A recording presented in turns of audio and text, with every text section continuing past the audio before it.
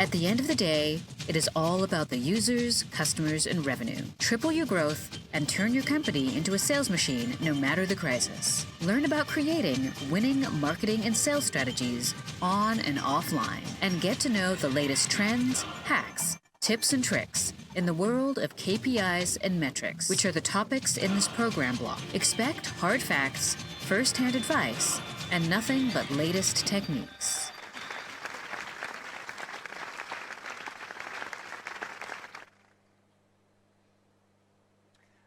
Thank you very much for handing back over to me. And I have to say, I really loved those pictures. So I'm half Irish, half German. My wife is Colombian. I was raised in Portugal. I have an American Cocker Spaniel as a dog, but I live in Vienna. So I think for me, I'm 100% European, and seeing all of these amazing pictures just fills my heart with joy and a bit of pride. I know some of you like numbers. Vienna voted as the most livable city in the world 8 times in succession, and this year as the greenest city in the world for the first time, just to put some facts and figures there. But Europe in itself is a bit of beauty. Now, what we're going to talk about next, I just had to dump that there because, you know, a bit of pride as well. We're going to be talking about Growth Academy, and that's something we all like, because ideas are one thing, but executing them is something else, and seeing them grow, this is what makes us really happy. For this, we have 3 very different but equally genius speakers coming up. And the first gentleman we'll be talking to, his talk is called The Playbook of Reigniting Growth. He's a best-selling author and a founder of an amazing company. And before you get to meet him, as always, we shall roll the intro.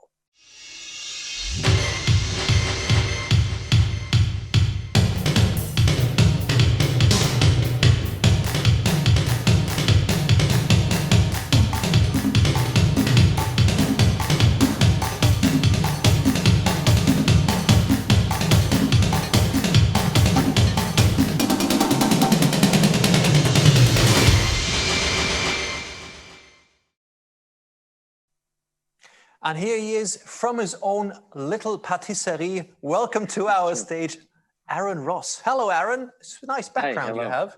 Yeah, well, that's it's for the kids, but we didn't have space in another room, so kind of making a little daddy tea shop, coffee and tea shop here in the office. It's perfect. A much more interesting background than a blank wall. So. No, it's quite good. And it's more than your average Zoom background as well. So I think you win in the background battle. You can see Let's see what else you have to offer. The woven vegetables and the little cashier. So we can make some money back here on the side. I am loving that. Aaron, the stage is yours. The intro was amazing. Enjoy yourself. All right, great. And can you see my slides here? That work? Yes, we can. There we go. All right, the playbook to reignite growth. Now, I know we've got a lot of product people here, and you know, product is amazing, but we're also going to talk about making money from that. Now, I started really at salesforce.com. And this is actually after I had a company that failed. But I guess starting to learn how to make money with a company was really at Salesforce. And there I created a very predictable outbound sales process that helped drive growth at Salesforce and led to hundreds of millions or billions of dollars there. And ended up writing really a book about that, predictable revenue, and a new book called Impossible to Inevitable, as a growth Bible. Really, they call it the Sales and Growth Bibles for Silicon Valley. And I'm going to share some highlights with you today from these books. Now, interesting fact, you got the patisserie here, but I do have a large family, 9 kids. There's actually 8 of them here in Edinburgh right now. There's 1 still in Los Angeles from ages 3 to 21. And the interesting thing is I juggle, the family is really my fuel, my motivation to grow. You know, it doesn't matter what your motivation is, this is mine. And I really believe in juggling the best of both worlds around work and family life. If you can blend them together, you can get a better result rather than trying to treat them as a sacrifice from one to the other. Right? Family to me is a great motivation for work, and work can be very powerful for my family, rather than feeling like work, my family is never a distraction or like not in my way. But let's talk about what's going on this year very briefly, right? It is a very unpredictable year. Actually, it'll be a couple of years. No one knows what's going to happen. And again, the world's never faced a challenge like this. So the good news is that because there's never been this big of a challenge around the world, it also means there's never been this much opportunity, right? And I think of this big puzzle that's being broken and thrown up in the air, and all these puzzle pieces are coming back into new shapes, forms, and patterns. So if you are focused on investing in your business and really in yourself as well, you're going to come out ahead of the game, even if this is a year of hell for you. So one of these places that any product person, any entrepreneur needs to focus on is how to make money. So I'm going to there's a company called SageMount that does, they're a $3 billion investor in the States. And they've taken the ideas from these books, right? Predictable Revenue and Impossible to Inevitable. And again, they call it this playbook to take companies they invest in and very predictably grow them, right? And their goal is to triple the valuation of these companies in 3 years. So there's really 4 topics to this. And we're doing a very summarized version, but really the first one, slow down to systematize, right? Because we try to move too quickly. Then the second one, specializing your sales roles if you have them. If you don't, we'll get to that as well. Nailing a niche and predictable pipeline. Slowing down to systematize really implies that, okay, you create a product and people are ready to use it and hopefully to buy it. And we get so excited that, people want to buy it. Like, how can we get more people to buy it?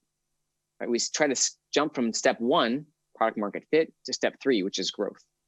And especially if you've never run a startup and never run a sales team or created marketing funnels, we just kind of try to skip over this second step, which is creating a repeatable, scalable revenue model, because oftentimes it takes a lot longer than we want it to. It can be a lot more boring and tedious than we think it should be. But this is really the step that enables you to grow. Now, so I'll give you some examples of what it takes to slow down and to really kind of create a repeatable lead generation model, sales model, and success model. So here's some examples of a lot of things we often don't get to, whether it's really executives doing sales calls, joining sales calls, talking to customers, whether they're the CEO, COO, marketing person. Just like spending time digging into the data or cleaning up the data or even getting data in the first place. Doing customer interviews or just kind of long team planning sessions, which used to be offsite, now of course virtual. A lot of these things that are easily pushed off when we're busy and where busyness takes over and we don't do the things we need to do to understand how to make it repeatable. So number 2, specializing sales. Now, salespeople shouldn't prospect much, right? They don't like to do it. They aren't very good at it. And even if they can do it well, they can't sustain it. So if your business model includes the idea of hiring salespeople to prospect, I would challenge you. Think about any sports team in the world. The leading sports teams take the coaches. No coach goes out and tells all their team players to everybody attack and everybody defend. No, they all specialize: attackers, midfield, defenders, goalie. Right? So that's what sales teams have to do as well. Now, this is really what the sales model for the fastest growing companies in the world follow. It's basically more jobs where salespeople do fewer things better. So there's kind of typically an inbound role if you have leads coming to you, whether they're word of mouth leads or from marketing, right? To qualify them, often called an LDR or lead development rep, like a junior salesperson. If you're doing B2B, outbound prospecting, and actually that could even be useful for B2C companies to try to get any partnerships or media opportunities. Signing new customers. So salespeople typically, again, bringing the new customers on and then separate groups to manage the customers you've got, right? Whether you call it customer success or account management. But the bottom line is specialization of your sales teams or the teams of people that touch your customers. Because a lot of you may not like the word sales, or you may not be business to business. But really this creates the insights you need to understand what's working, what's not. The scalability to make it easier to grow. A talent gardening system where you can hire junior people without a lot of experience but have great aptitude, and they can grow up through your ranks. And the bottom line is if you don't follow these principles, you're going to struggle. Now the principle is focus. People doing fewer things better. So even if your business doesn't really need those different types of salespeople, whoever you have touching customers really more types of jobs so people can do fewer things better. Now, if you say, hey, we're too small, I'm the only person at the company, or I'm the only person selling, incredibly common.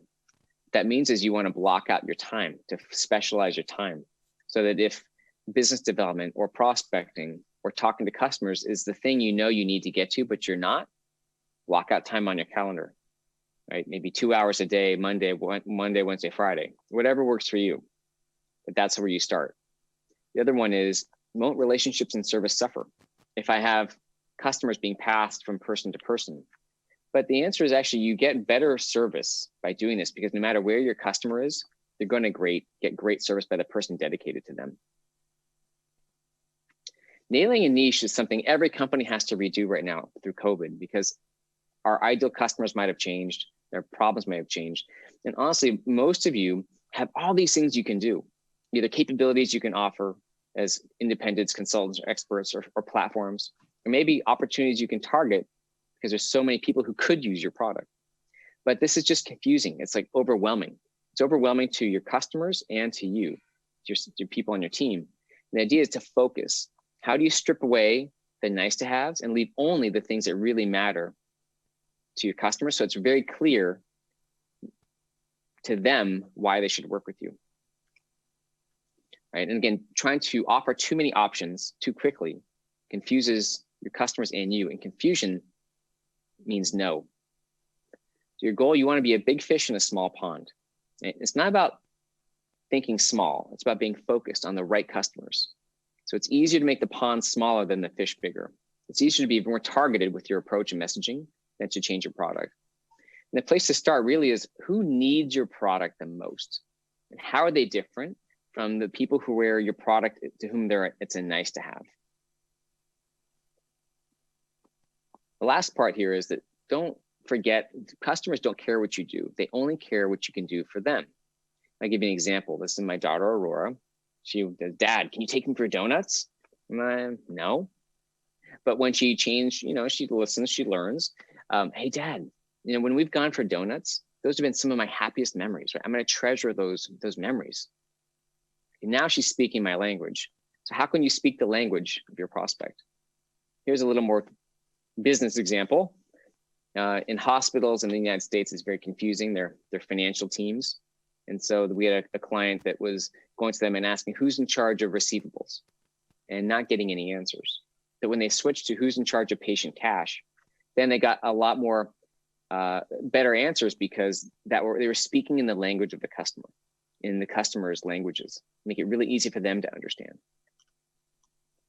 All right, predictable lead generation. Now, you might love your products, right? And a lot of people are scared, a lot of entrepreneurs are scared of selling.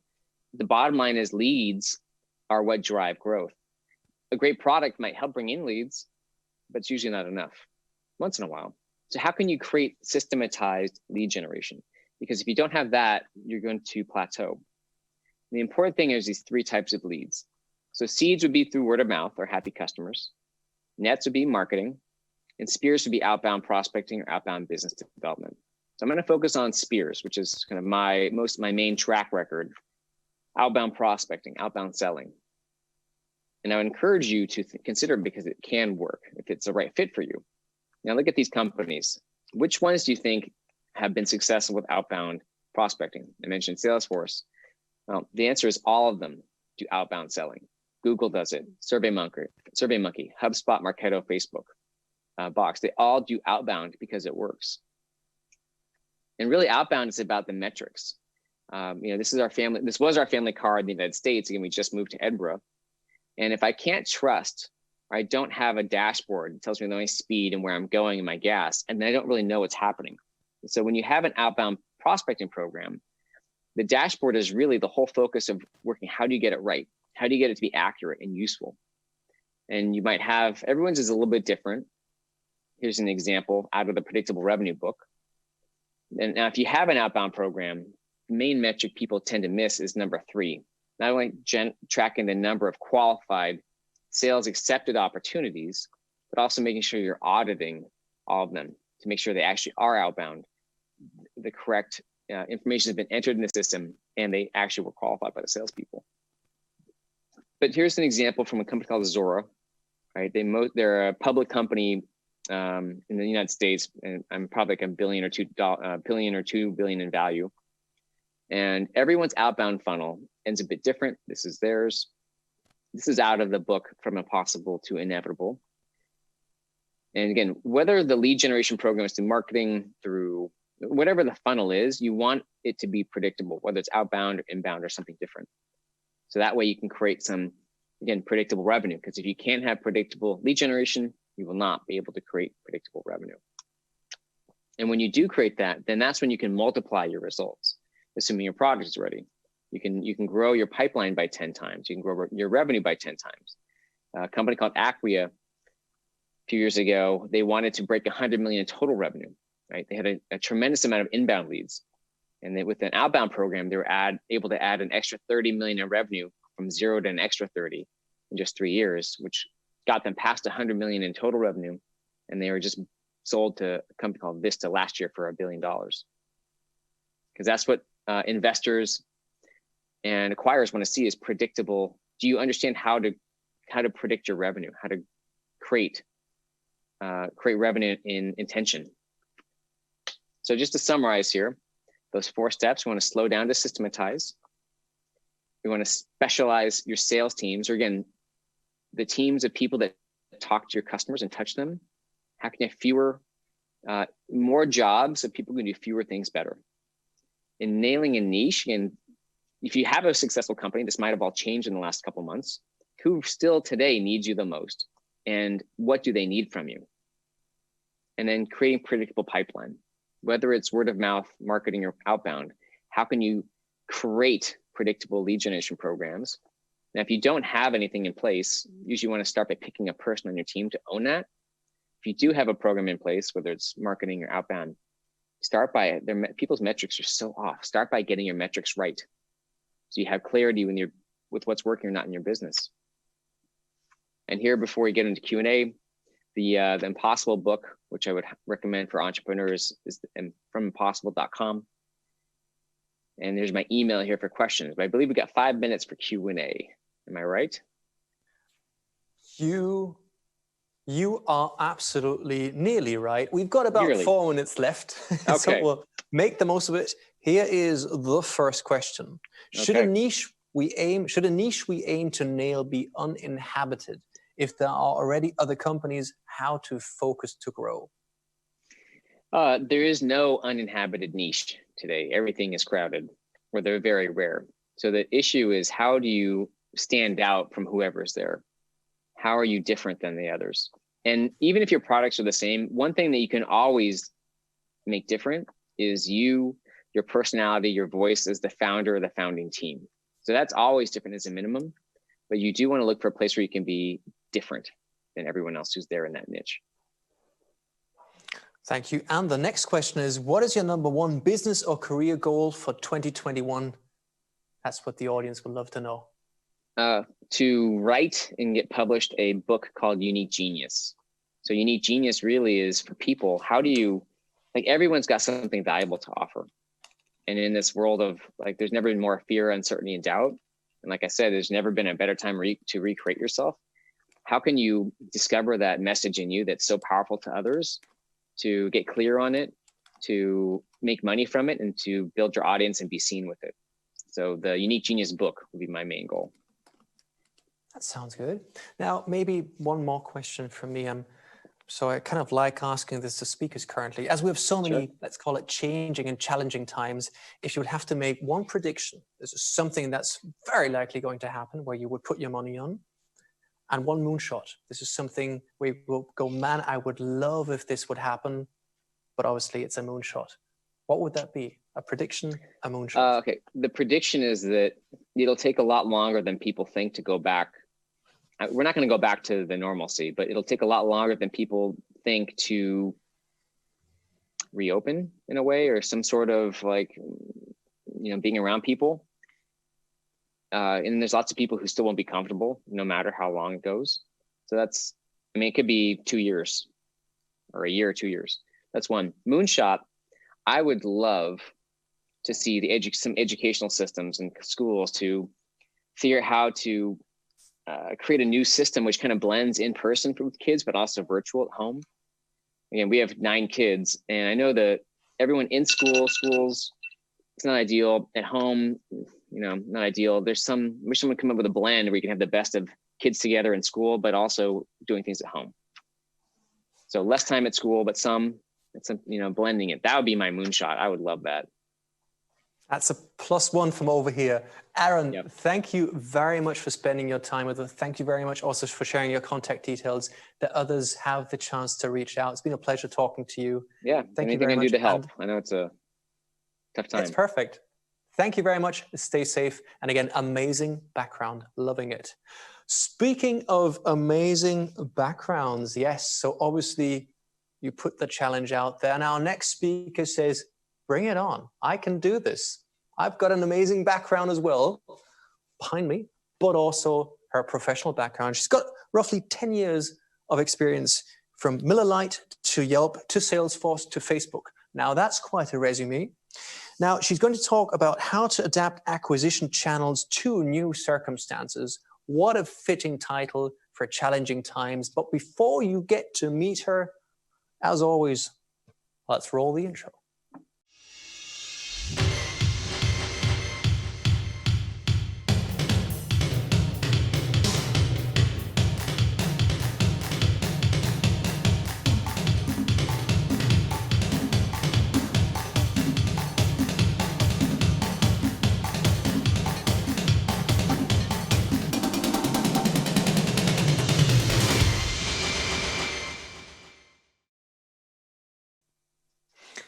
And here she is, live and in color and with an amazing background, Darlene Thomas of TubeScience. Darlene, how are you? I'm doing great. Thank you. Thank you for having me. Thanks for being here. And yes, the stage is yours. Good to meet you. Thank you. I just want to take a moment to quickly introduce myself. My name is Darlene Gorbanian, Vice President of the Disruptors Group at a company called TubeScience. At TubeScience, we focus on creating conversion optimized videos for very large performance marketers. The primary channels of acquisition, I think, are the usual suspects that everybody here might expect. So we do a lot of production for Facebook, Instagram. We're seeing some very good promising growth from channels like Pinterest, Snapchat, YouTube, as well as now TikTok has been added to the mix, and television. So before that, as we mentioned, I was at Facebook for about 5.5 years, working specifically with e-commerce and disruptor global marketers to grow their businesses. So what I'd like to cover today is, I think, a hot topic of conversation, which is adapting creative for a COVID-19 world. As you very well know, I think COVID-19 has had downstream effects that have very much so changed everybody's realities in the matter of weeks. And production tends to be a little bit of a challenge when you don't have access to studios, if perhaps your agency lost the access to the professional camera and light equipment, what have you. So what we've done is actually put together a playbook for marketers to be able to adapt based on data that we've already proven ourselves. TubeScience, just for a little bit of context, reaches about 100 to 200 million people per day with the impressions that we create across the ecosystem. And so what I'm going to share with you is how you can adapt your team to be able to make effective creative in a shelter-in-place environment. So the first thing I want to do is look back and actually look at the changes that were driven by COVID-19. Now, if you are a veteran Facebook marketer, you understand that CPMs tend to go in one direction, and that's up. Luckily, Facebook has done a lot of incredible work improving the delivery algorithm and making it much more efficient. So you're still really able to use Facebook and Instagram as primary channels of acquisition if you're a performance marketer, even if CPMs are increasing, because the efficiency has also followed suit and been increasing as well. Now this year has been a little bit different. So we started to see CPMs fall in early March. Around about 3 weeks out thereafter, they were about 40% lower than the same time last year. And now this presents an opportunity for D2C marketers to really capitalize on if you're able to move quickly. Within the consideration for this data, we evaluated about $350 million of conversion optimized. So if you are optimizing towards a predictive lifetime, a CAC, or a ROAS, those are the buyers that we took into consideration when we did this analysis in order to make it as relevant as possible for performance marketers. Taking it a step further though, so it's not just low CPM season shooting fish in a barrel. We also did take a look back at what happened to link click to purchase rates, and those were declining around the same time as well. We'll actually cover in a few minutes what the primary drivers of those effects were and how businesses can react to that. But one thing to pay special close attention to is thumb stop rate. Now, if you haven't heard of thumb stop rate, it's normally calculated by taking your impression to 3-second view ratio within Facebook's ads manager. What this does translate to in actuality, though, is attention. So those of you that use Facebook or Instagram as users know that most of their ad placements are skippable and that you can scroll right past them. And part of what we do as folks that work on creative is that there's a lot of work that goes behind grabbing people's attention in that first 3 seconds. And you can see here that attention was declining over the course of COVID-19. So we wanted to take a look at what was driving these changes. And long story short, a lot of the messaging that was created for ads at the time became non-relatable overnight, right? Folks suddenly had a new set of problems. So our market research team at TubeScience went ahead and jumped on the opportunity to do a deep dive into what was driving these changes. And now the first one was that folks are moving from a want to a need mindset. The second was that there was an increase in price consciousness. And then the third was that folks were shifting to a scarcity mindset. So I think a good example of this, which has permeated or made its way around the entire world, are when folks were stocking up on toilet paper, thinking that it was going to run out, and in some instances it did. So you ask yourself, what can we do to adapt to these behaviors? Now, creatively, what we found is that consumers were not engaging with products that didn't fit clearly into a need category. There was a lot of uncertainty about what the following day would hold for people. If you think about it, that a lot of people were not sure if they were going to have a job, and a lot of folks were not sure if they were going to be able to, proceed and have weddings or proceed and have their vacations. So folks were really focusing on what they needed instead of what they wanted, and coming out of a prosperous economy into a potentially contracting economy. So how we leverage this insight was by shooting and emphasizing product cases that were more in line with what people needed. And whether that be shooting visuals at home to make them more relatable, or by using language that will emphasize empowerment and control. We felt that was very helpful to drive conversion rates back up. The second finding that we found in our market research was that price consciousness had increased. The way that we leverage this learning is that we were providing reasons of why you should buy items now versus later, and emphasizing a comparative value. I think we're fortunately in a space where D2C advertisers tend to have a lot of increased value in comparison to their competitive products. And that's what a lot of disruptors have set out to do. And so by highlighting those values and highlighting within the ads that we're creating for our clients, we also saw a lift in conversion rates as well. And then the third insight that I wanted to highlight was the shift to a scarcity mindset, and how you can leverage that learning creatively. So if you find ways to position your product as almost sold out, and in a lot of cases that actually was a reality, because a lot of supply chains were disrupted by COVID-19 as well, or by using messages such as saying limited supplies available, you'd also find that people were making quicker buying decisions if they knew that there was a shorter term opportunity to get the products.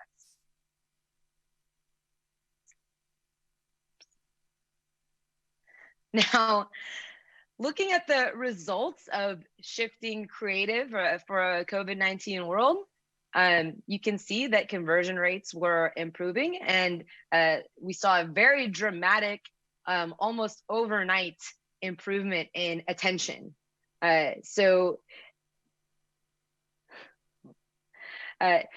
Now let's talk about not just what you can do with these three insights, but what you can do to continually empower your team to keep finding these insights. So I want to be very clear that these insights are just three examples of a very rapidly changing consumer environment.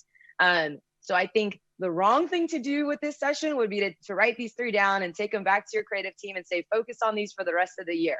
Now, the right thing to do would be to actually update and validate consumer research on a weekly basis for your creative teams. I think this is one thing that's commonly missing, a feedback loop, as it were, to inform creative teams on how they can make creative more effective. The second recommendation that you can learn from TubeScience's processes is to accelerate the creative test and learn cycle.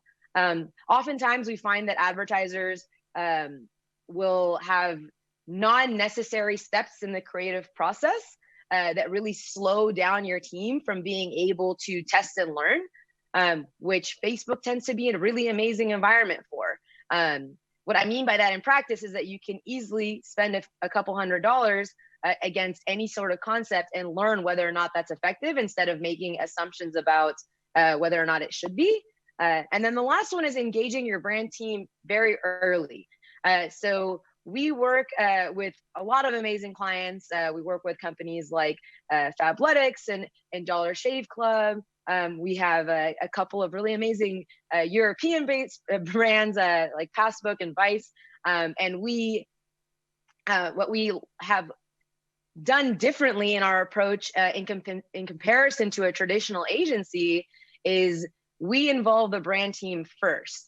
Now, you might be asking what the advantage of that is, but that means that when our teams are producing creative, they oftentimes are making things that you can run on that first shot because you're working in tandem with the creative teams who are really in charge of making sure that everyone's following the guidelines. So let's unpack each one of those recommendations one at a time.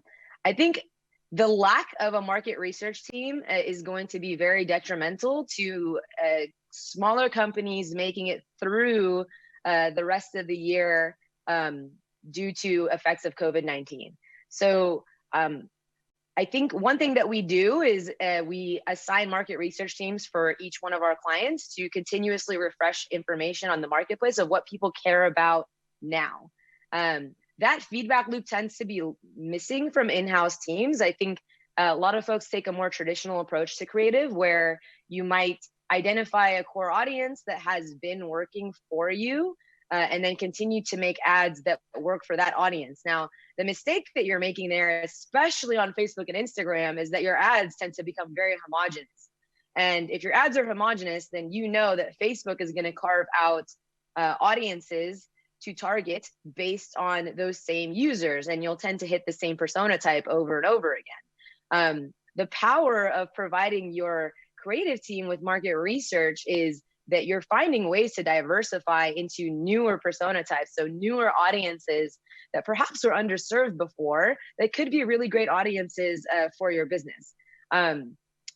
What we've done is we've actually been able to take that market research and then use it during an iteration process in which we take a look at the data, so the results from running ads coupled with new market research, and then we use that information to inform our production teams to create the next round of videos. Now, the second is to accelerate your creative test and learn cycle. Oftentimes, I find that marketers still approach making creative like throwing spaghetti against the wall. We're at a stage where there really isn't many excuses for not using data to inform creative decisions.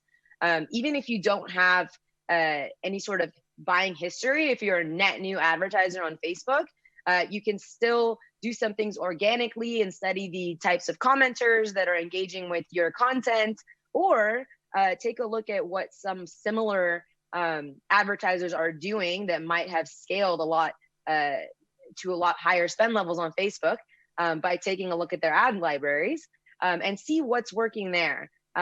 What we tend to do, so our approach is actually to never make assumptions about what's going to work, but rather make variations about what we've already learned. So a lot of our videos are based on priors, and then testing variants of what's working to see which of those iterations is going to drive you the best performance.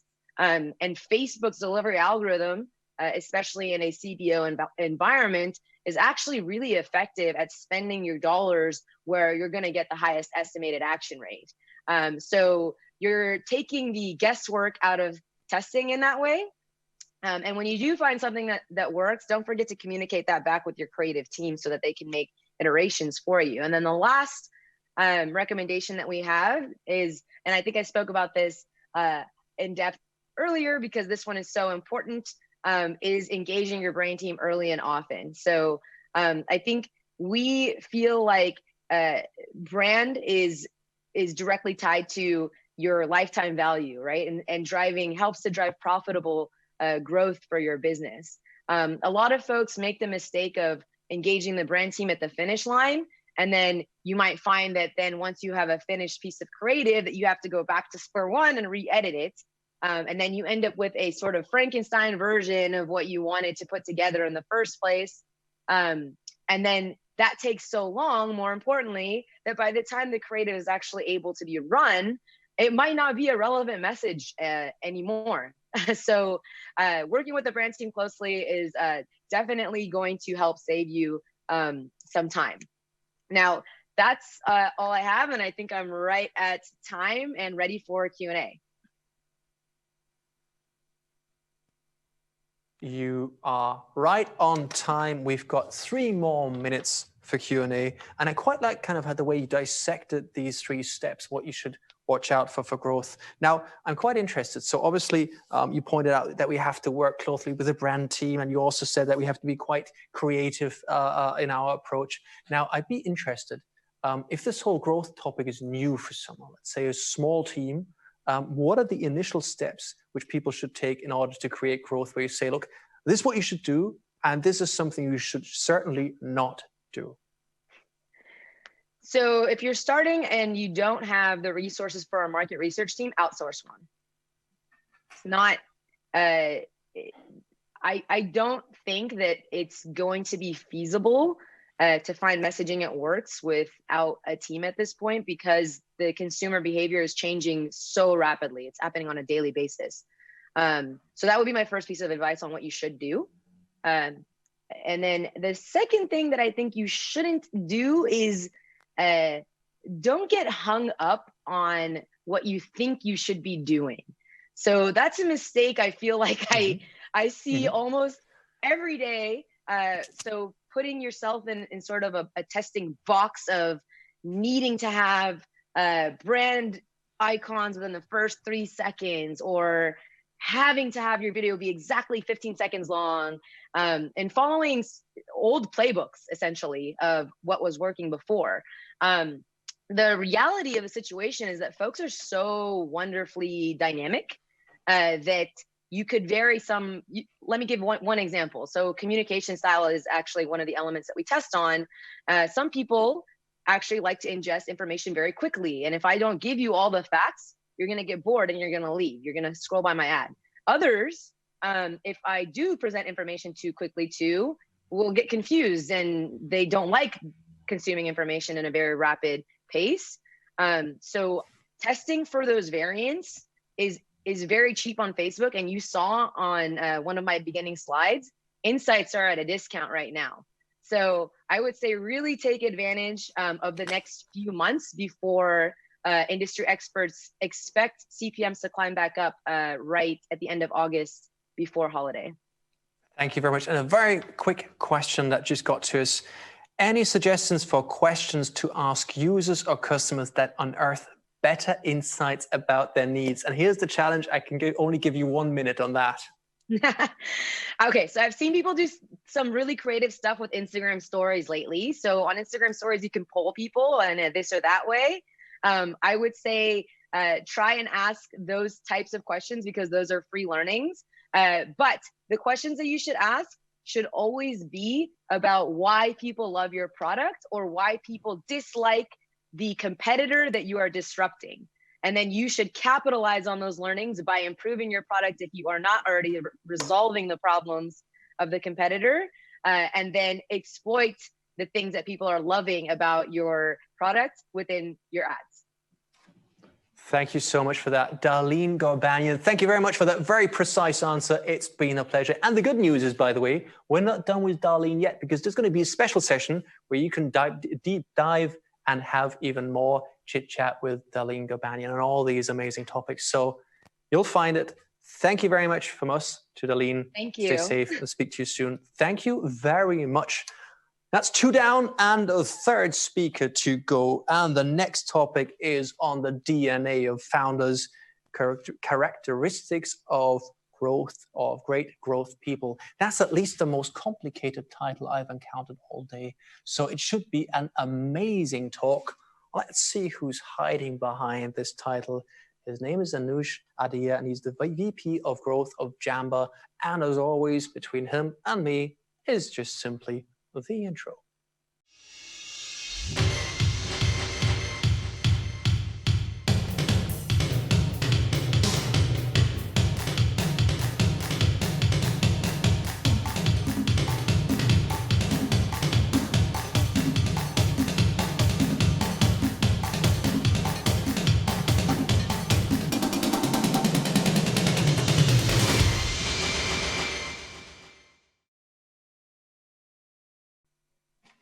There you are.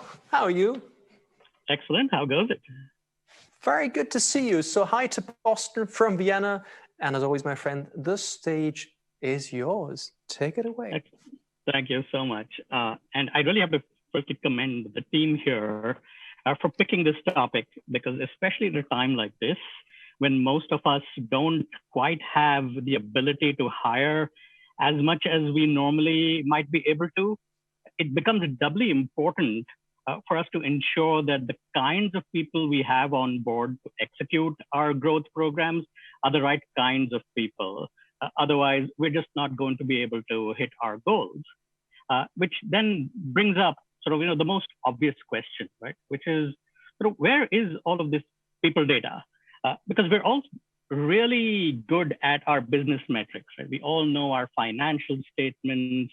We all know our marketing numbers, we know our sales quotas, but where's this people information and analytics that's going to help us achieve our goals? Because ultimately you can have all the fancy processes and plans, but if you don't have the right people, you can't achieve your goals.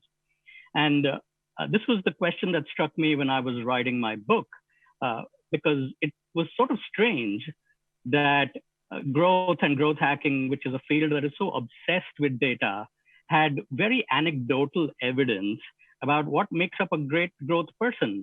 And this was sort of odd. And so that's what took me down this rabbit hole of research that I'm going to share with you. And I was able to use this tool called the predictive index, which has been around for 60-something years. And it's similar in concept to personality tests like the Myers-Briggs, which you might be familiar with. But it's different in that it's not a personality test. It's more an assessment of how you're actually hardwired to work. And this is important because we're all sort of born with certain traits, and those traits develop into habits that then manifest as needs and behaviors that other people see. And so what the predictive index assessment was able to help with was to able to then quantify those behaviors in terms of 4 characteristics, which you see on the screen. And I don't want this to become a talk about predictive index, but very simply, just to give you some context, you have 4 factors, which are about dominance, extroversion, patience, and formality. And you have a midpoint, which you can see as a plus minus sign at the bottom of that infographic. And if you're to the left of it, your behavior is considered quote unquote low. And if you're to the right of it, it's considered high. And so I was curious to use this tool and explore what would the pattern emerge if I surveyed great growth leads around the world for their work style characteristics, because clearly what they're doing is working. And this is an example of what a pattern lands up looking like. And I had a particular hypothesis that basically said that all great growth leads will have one specific pattern, which I'll show you on the next slide. And I surveyed over 30 great growth leads for companies across all sorts of sizes. So companies that were 10, 20 people, to companies in the hyper growth stage. And these are companies you might be familiar with, like MailChimp and Drift and Acorns, and all the way to really big companies, which you wouldn't even imagine have growth teams like IBM. And I also surveyed them around the world. And Slovenia has representation as well. So Maja, who is also on the growth track, is represented here. Hi, Maja. And so when I had them do the survey, what I was surprised to find out was that it's not just one work style, but amongst the many work styles that I saw emerge, 3 popped up more than others in almost equal amounts. And the titles of Maverick, Individualist, and Persuader are just the titles of one of potentially 17 patterns that the predictive index assessment could spit out. And the Maverick, just like the character from Top Gun, really innovative sort of thinker, very out of the box sort of person. And this makes perfect sense. And this was my ingoing hypothesis that great growth people would have the characteristics of a Maverick. But then the individualists started showing up. And this also makes a lot of sense in the context of growth, because if growth is about anything, it's about testing and learning a lot. And if you've ever been part of a growth program, what you will find is that most of your tests will fail.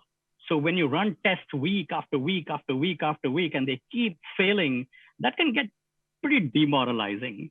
And so you need a specific kind of person that can be resilient in the face of failure and just keep going no matter what. Right? So this also made a ton of sense to me. And the last thing is the persuader. And this also makes a lot of sense because growth is a team sport. There's no one magical growth hacker that's going to sit in a corner and make magic happen. And it's just simple math that one person doing growth cannot compare with an entire company rallied around growth. And you need a specific kind of person that's going to motivate the entire team to participate in growth and unlock the kind of breakout growth that you're really looking for. And when I dug deeper then into the strengths of each of these characteristics, as you'll start to see the words show up, you'll find they have very common characteristics. They're all about, thinking big. They're all about not sitting on their laurels and just challenging whatever the status quo may be. They're all about very creative problem solving, very results and goal oriented. And so all of this made perfect sense to me. And this was the first time that we now have data around, these are very specific characteristics that you might want to look for with your growth people. And now while these insights are interesting in their own right, they start to become truly actionable when you can start to superimpose individual work styles onto the work style of a team, right? Because every team is different. And you can imagine that every team might have people with completely different patterns in them. And every team also has very different strategic priorities. So depending on the composition and makeup of all of these patterns, and also what the strategic focus of the team might be, the team dynamics and the team work styles are going to be extremely different. And my hypothesis was that if you have a certain kind of individual work style, then that makes for a very specific kind of team dynamic within the context of growth teams. And so my second hypothesis was that growth teams would be and should be focused on innovation and agility, right? Because it's all about rapid learning. It's about jumping on growth opportunities wherever they show up. And thankfully, within the context of the predictive index tool, I was able to superimpose all of these people that I surveyed and all of their patterns onto this quadrant-based construct that you see to understand what the results sort of might be, and to get a sense of, are these the kinds of people that truly want to execute on growth, or do they sort of fall into different kinds of contexts? And so when I superimposed the distribution of all of the growth leads onto this construct, yes, it made perfect sense that a majority of them would fall within the innovation and agility quadrant. Now, I want to make it perfectly clear. This does not mean in any way that for those that didn't fall into this quadrant, that these people are bad growth leads. In fact, many of them are at the top of their game. What it does mean is that for the people that didn't quite align with their strategic team priorities in terms of their work styles, they were able to, either through a combination of intuition or self-awareness or even training, and able to bridge the gap between their natural strengths and the priorities of the team that needed certain different ways of executing. And this bit alone is its own separate talk, and maybe I'll come back next year and talk about that. But I want to ensure that that point gets through, is that not being a perfect fit for the teamwork style doesn't necessarily mean that you can't execute on the priorities of the team just because your strengths are slightly different, right? And again, it makes sense that a lot of these people would fall into this quadrant because, as you might recall from all the characteristics of the individual work styles, these are all about big thinking people, driven by big vision, very entrepreneurial, very creative, right? So this starts to now give us a flavor of, okay, what kind of people am I really looking for? And we can also break this down further in terms of individual team dynamics. And what I mean by that is, given the work style of specific kinds of people, the impact on the way now the team can communicate, the way the team takes action, and the way a team makes decisions are all impacted dramatically and have a significant impact on the success of its team.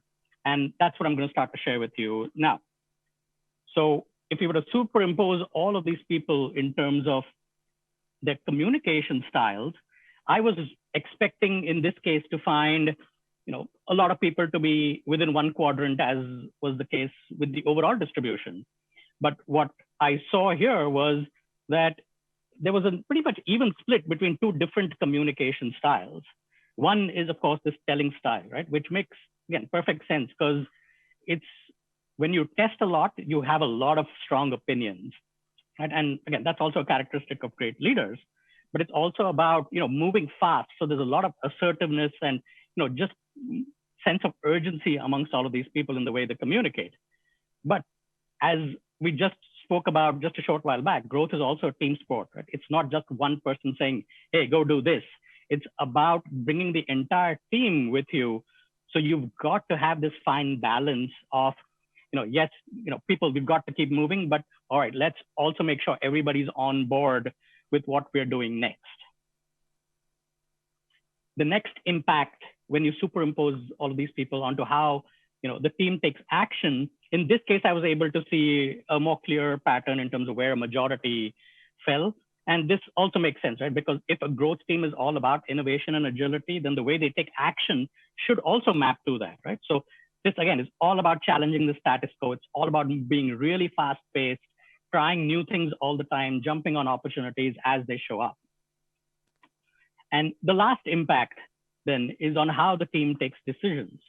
So again, if you superimpose this on the different ways teams can take decisions, this also makes a lot of sense.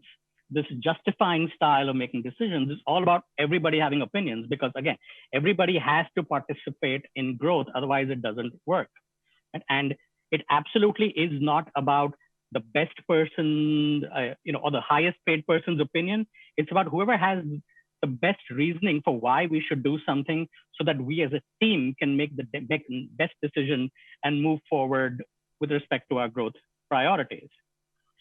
And you look at all of this, and I'm sure you're thinking, this is all great, but I don't have access to the predictive index. I don't have money to spend on tools like this. I may not even have the bandwidth for tools like this. And that may be a reasonable sort of justification, but what you can still do is use these insights to identify great growth people when you go out to make your next hire, which is again going to be really important in this current environment. And so I want to give you 4 questions that you can make part of your hiring, interviewing process to start to give you at least qualitatively a sense of, am I going to hire the right kind of person or not? And so the first question you want to ask is, how do they balance the need to get things done versus finding better ways to do them? Right? Because what this sort of tells you is, how are they at leadership? Can they get people to do things? How are they at delegation? But it also tells you about how do they focus on goals? How do they prioritize all of the different tasks that are hitting them? And again, you need specific kinds of people who can just keep going and doing this thing with fine balance. The second question you can ask is, how do you handle situations where you need to deliver results with very few guidelines? And if growth is about anything, it's just about a ton of uncertainty. And you're just operating in an environment where you're trying to learn all the time. And again, it takes a very specific kind of person to operate in uncertainty versus people that just need a lot of guidance and instructions. The third kind of question to ask is, to ask about, when people had to change directions quickly, right? And this is clearly important in the environment we're in right now. I mean, COVID just hit, and you just, watched Darlene give her talk on how things changed overnight. And so there are some people who need a lot of stability and unchanging environments to work, which is fine. But if you're operating in an environment that's about high growth, you need to be able to move and be opportunistic and be able to execute really strongly when these big changes occur. So you need to learn about how people respond in those environments. And the last question I want to leave you with is, to ask them about what happened when they came up with solutions to problems that may have been very different from the way things had been done before. Because what this tells you is about, how big do they really think? Are they really all about challenging the status quo or not? Or are they the kind of people that are going to rest on their laurels or continue doing things because that's just the way we've always done them, right? And so I think this, if you were to make this part of your process, and even ask your current team members if you don't have the ability to hire, and if you were to looking to reposition somebody within your team, this would give you a nice sense of who might be the right kind of person to now be, your growth lead. And so, there's a lot more to talk about, on this topic. And so if any of this is interesting to you, what I would suggest, is take a screenshot, scan that with your LinkedIn app, connect. More than happy to nerd out about this topic, because I clearly care about this a lot, because ultimately, if we don't have the right kinds of people, we will all not be able to hit our growth goals. And that's all I have. So, and that was a lot. Thank you very much for sharing that. So we have about 110 seconds, that's my half German heart talking to you, to answer one question we can kind of select, and that's the deep personal motivations for growth of the 3 work styles are probably different. What drives each of them to thrive? Well, so while they are different, I think it's a bit that's really common about them, which is what makes them work. Because so firstly, there's no one work style that is bad or worse than the other one. They each have individual strengths. And it takes a lot of work, even if you have the kinds of strength that maps great to a growth team's strategic objectives, to actually be able to put those into practice, because ultimately you're dealing with people. So all these assessments and styles are telling you is that here's a certain style of working that is your sweet spot. And anything outside of that sweet spot is something you've got to work on. And so nothing in here is gospel, and just the way it is, because we're people, we're very complicated beings. Right? So all you should take away from this is these are starting points for you to move in the right direction, if that helps answer the question. It helps me. It was a pleasure. Yeah. And I know it was a challenge to also answer that not quite trivial question in such a short period of time, but you prevailed. It's been a pleasure. Thank you very much for joining us. Stay safe. I hope to meet you in person one day. Thank you very much. You too. Bye. Goodbye. Now, obviously, we're saying growth is quite an important topic, and there's a lot to talk about.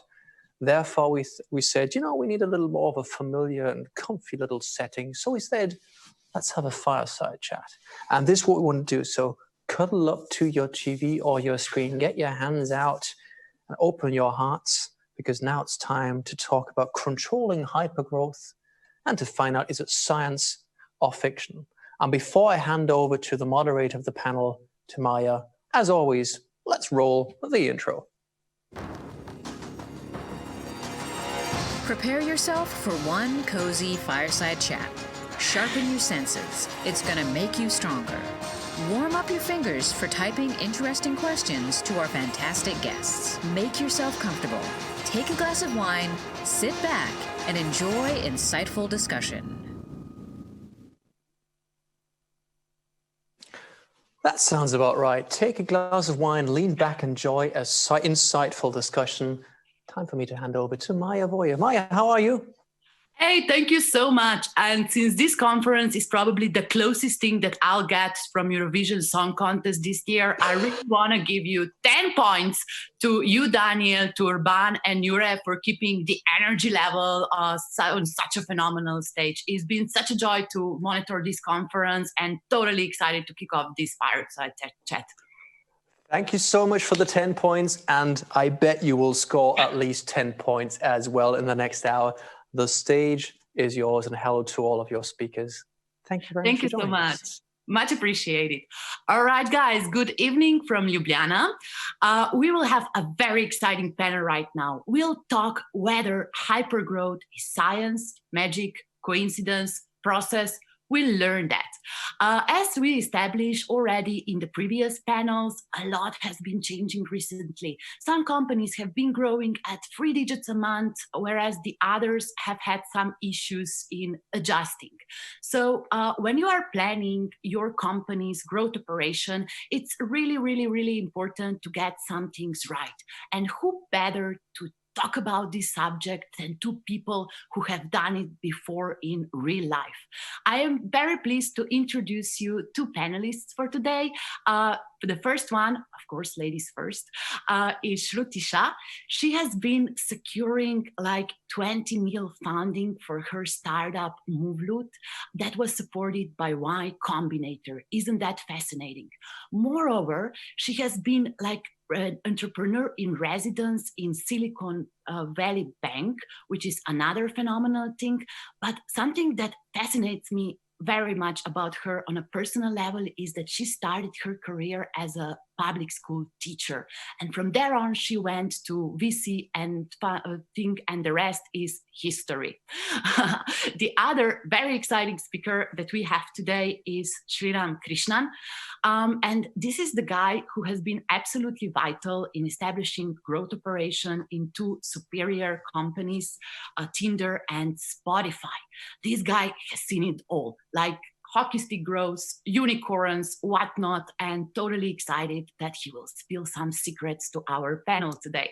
Other than that, he is SVP, Senior Vice President of Product Marketing as well as Partnerships at a company, HeadSpin, which deals with mobile apps optimization. So if you have any questions regarding mobile apps, definitely check in comments as well. And from me, to you guys, as on all conferences, what you ask is what you get. So I prepared some questions, but we'll have plenty of time to answer your questions as well on this panel. So make sure that we have a lot of activities in your chat window, because we are here to serve you our insights, our views. And without any further ado, I'm introducing you my growth royalty for today. And let's kick off the panel by asking them, what's the greatest hyper growth story that they've experienced so far? Who wants to kick off, guys? Do you want me to go? I mean, I guess the greatest hyper growth story that I've experienced is probably the one with the startup that I built. We really just tested a lot of things at first, and then basically latched onto this idea that we could be a marketplace for consignment furniture. We started emailing people on Craigslist, telling them we'd pick up their stuff, and sure enough, it worked. And within 2 years, we were operating in 7 or 8 different cities across the United States. We'd grown our team to a few hundred people, and the company was growing extremely fast. So it was an idea that took hold pretty quickly, and we definitely had growth that was up and to the right. So the hockey stick, you mean? Yeah, yeah, the hockey stick, for sure. Fantastic. And if you don't mind sharing, I mean, Craigslist, that reminded me immediately, or Airbnb. Were you inspired by any chance by this case, or did you come up with that completely independently? It's interesting. We got to hear the Airbnb story from the Airbnb founders when we were in Y Combinator, but we were already well on the path of kind of trying to hack Craigslist. So I think we'd maybe heard rumors about that's how they kind of got started, but it was a different business, and we knew that was a way for us to get customers very early, because a lot of people were listing their furniture on Craigslist. I think, interestingly enough, as the company grew, that's actually not where we found the bulk of our customers. The Craigslist customer was actually a very different customer than what became the Moveloot customer, because what we were doing was actually unlocking an opportunity for people to be able to sell their furniture that wouldn't have otherwise considered doing it because they were not comfortable using Craigslist. Got it. And it's such a story. Thanks for sharing that. Very fascinating that you don't really have the ownership of ideas, that ideas are just like around for everybody to share. Cool. What about you, Sriram? How are your growth tales? I can give, I think, 3 examples. One is during the time at Spotify, I mean, been very lucky to capture what I would call sort of magic in a bottle, right? Or lightning in a bottle. And Spotify's strategy in launching in new countries, because it's a content company, we had to approach and obtain the licenses in each country before we launched, right? So what we did was we created a waiting list, and that helped us as soon as launch, spike up in most of the countries that we launched in. So I remember launching in Australia, which is top 5, top 6 music market in the world. And at that point, we had a big waiting list. And as soon as we launched, the entire operations crashed because of the Australians who basically signed up for the product. And there's so many things that we did to obviously mitigate that moving forward. I actually want to tell this story also. It's not a growth story per se, but it's something about how Spotify started in the early days. When it was in beta or alpha in 2006-07, I was working in Stockholm then, so I knew the Spotify team. And back then we were all playing with a very, very old version of the app, the first version of the web app. And all of a sudden it crashed, and we ran to the office. It turned out that the cleaning lady was there cleaning the server stack. Back then there was no cloud service. It was all on-prem servers. So that discontinued. She accidentally took off the wires, and that discontinued the entire service in alpha. That was really funny. Tinder was a different, interesting experience altogether. Tinder was already fast growing. It was already growing, but not as fast as people thought. And my team's job was to pour gasoline on fire. And some of the most memorable moments was when we created this very interesting campaign that made some countries outside the US bigger than the US at some point. You know what I mean? From a daily downloads perspective, that's pretty interesting. But so many stories. It involves just being reactive. It involves being agile. I think someone mentioned it earlier about you have to sort of come up with a team or an org structure that is able to execute at very, very quick pace, but also adjust immediately to anything that comes up. So many examples of fast growth. Wow, so much material to pick from. Let me focus on two very interesting things that you told us. So when it came to Spotify and the waiting list, was there any virality hack to it? So did people have to recommend other people in order to proceed through this waiting list, or how was the promotion of this waiting list done? Yeah, so back then there's no like superhuman style waiting list where where people are being allowed on a piecemeal basis.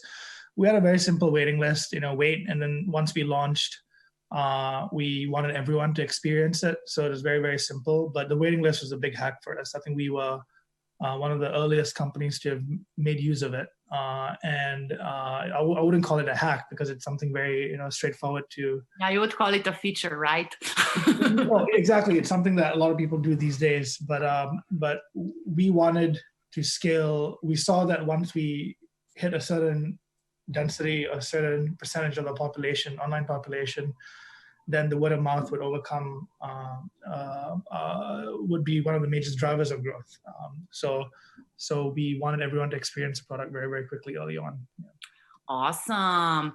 And I would just like to give you an opportunity to wow us a little bit. What does exponential growth look like in numbers? How many users are we talking about? Millions, billions? I don't know. You tell. Was that to who? Sorry? That was for you. That was for you. For example, when you launched to Australia, how many users crashed the server? That's a lot. I can't remember specifically, but the thing about exponential growth, to be really honest with you, is when you're experiencing exponential growth, you don't know that you're experiencing exponential growth. And the one example which I hate to provide, which all of us can experience and sort of know right now, is COVID. During COVID, like COVID is an example of exponential growth. When we are living through COVID, what may seem as 100 cases a day, 200 cases a day, at that point, at that juncture may seem very, very small, but now we're seeing 100, 200,000 cases a day. That's an example of exponential growth. Because you are living through it, your experience in dealing with exponential growth is, like I call it cycles, right? So from a growth, when you're living sort of that moment and that moment could be, a lot of people think this is a matter of days, but sometimes it could be a matter of years, it could be a matter of months. But when you're living through that moment, your pace of reaction, or your learning capacity per dollar spent, or learning capacity per time, or reaction time per dollar spent, whatever that you want to quantify it as, is becoming faster and faster.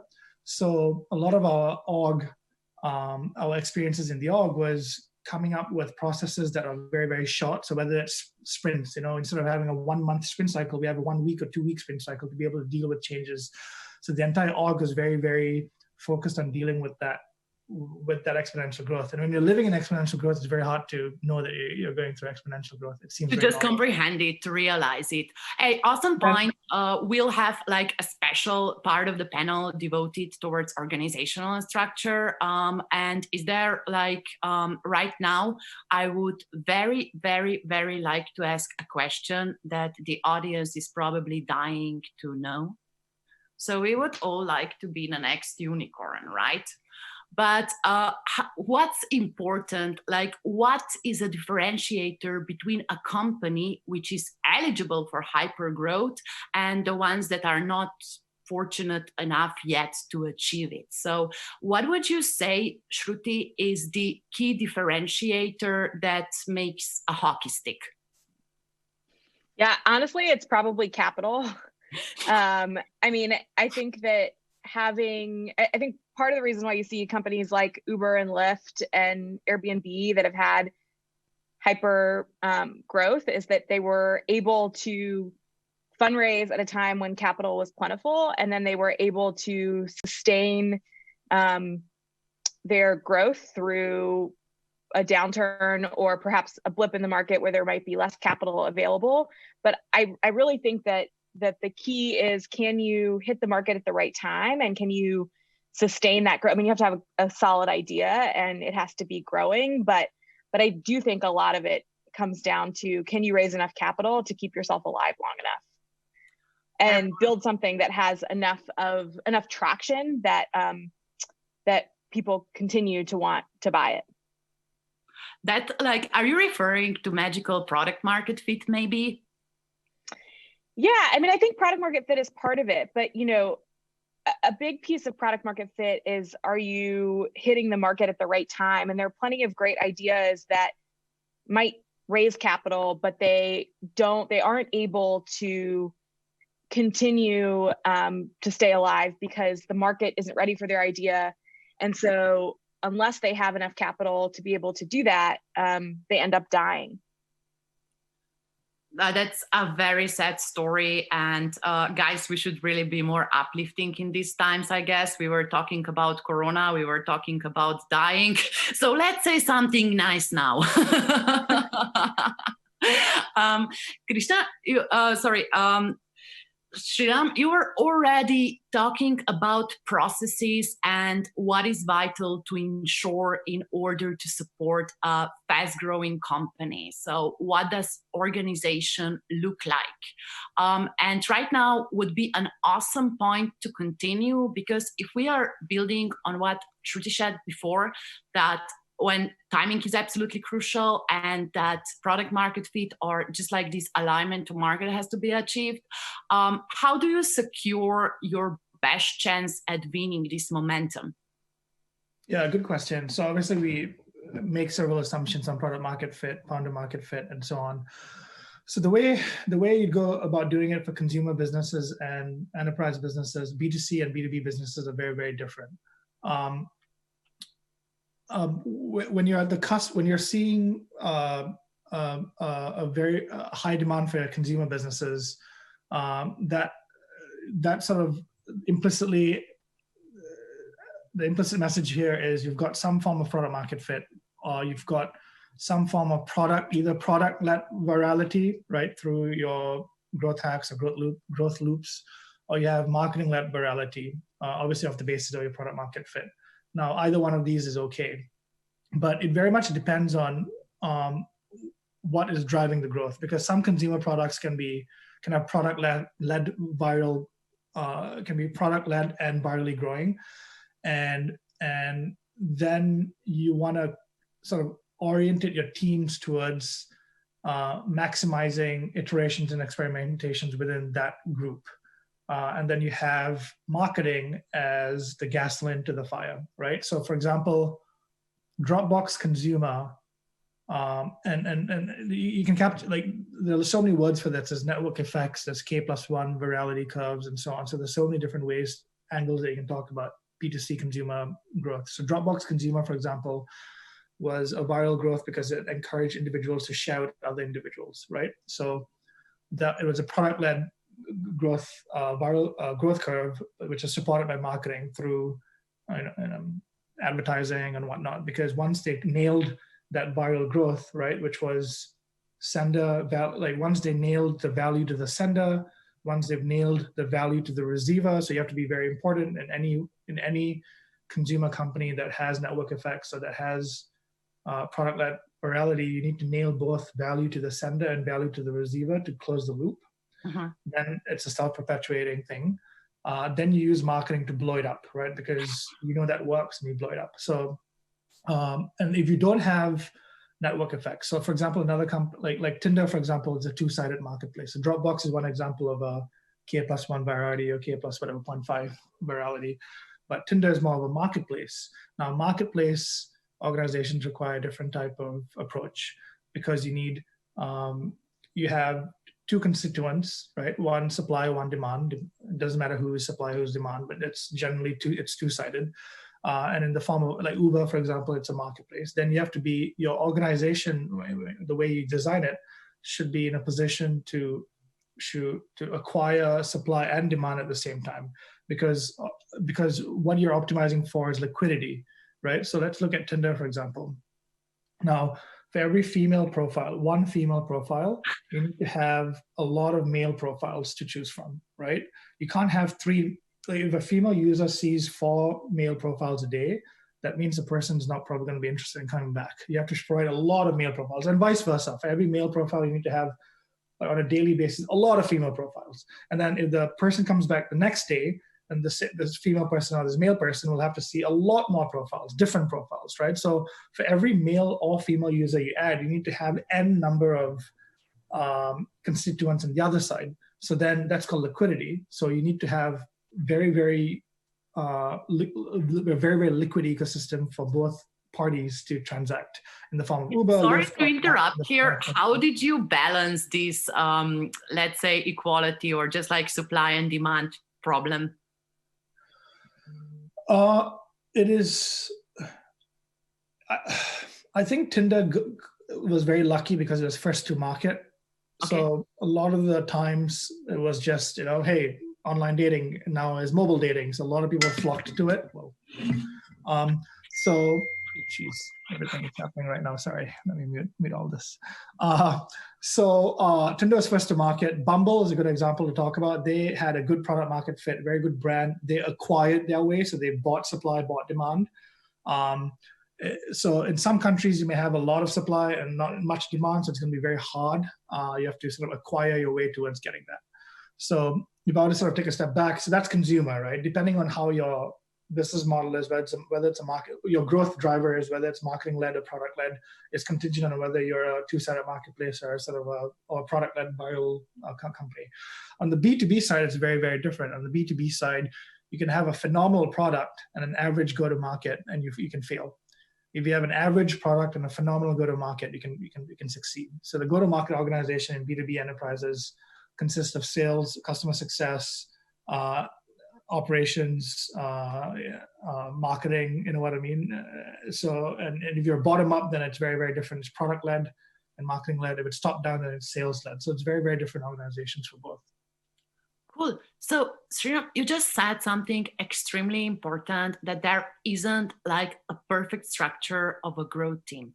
And I'm sure that Shruti has seen a lot of growth teams and a lot of like different marketing sales constellation when she was in Y Combinator or just like at Silicon Valley Bank.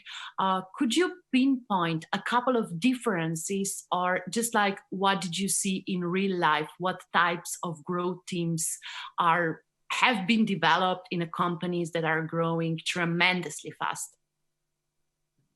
Yeah, for sure. I mean, I think it varies depending on the company and depending on the industry. I think early stage growth teams tend to be a mix of using both engineering and all sorts of like manual hacks to try to get initial growth. So those growth teams are usually pretty small, and they're structured, I think, with both technical and non-technical people. And then I think as companies grow, they really have to think about the different components to growth. And I like the way Sriram put it with, both supply and demand. I think for marketplaces specifically, having different types of, I think one thing that I've noticed is like having a marketing budget that's specific to experimentation, and then setting stuff aside for kind of general growth is useful, so that you're always exploring new strategies. Because I also think with a lot of strategies that companies use, like eventually they get overused or people get used to them. And so constantly finding new ways to hack growth, even as the company gets bigger, is really important. Hence why I think seeing teams set up where there's like an experimental marketing team and then maybe a general growth team can sometimes be useful.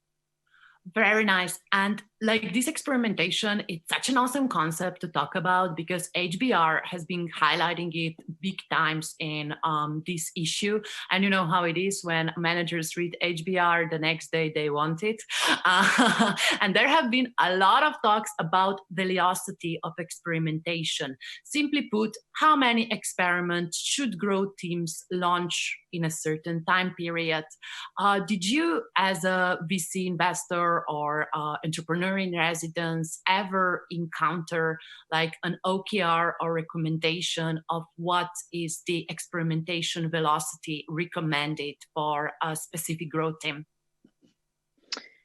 Yeah, that's a good question. I don't know if I ever encountered a specific velocity. I think we certainly at MoveLoot had an experimental marketing budget that was like somewhere between 5 and 7% of our overall marketing budget on a quarterly basis to try new strategies. I think I've seen companies do different things. Sriram, I don't know if you've seen other ways of doing that as well. But yeah, I would generally say. Oh, no, go ahead.